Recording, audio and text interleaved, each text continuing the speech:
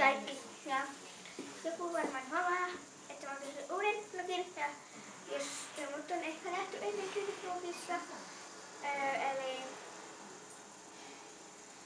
noita mun toisia vlogia. Mulla oli ehkä niitä 2-3.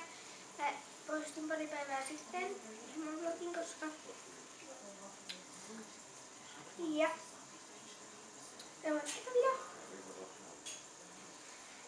ehkä tämän jälkeen tulee joku video. Mä en ole vielä ihan varma, että pystyykö mä tehdä, koska mun kurkku on kipeä.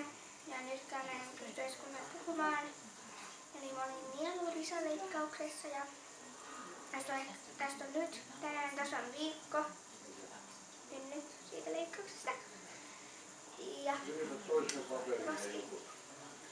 pitää ottaa lääkkeitä, jotka voivat erittäin pahoille. Täällä isoissa oli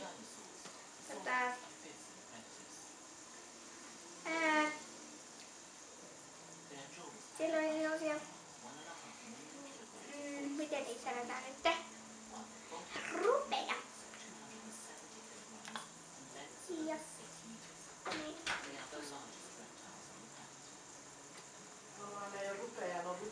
No, rupia.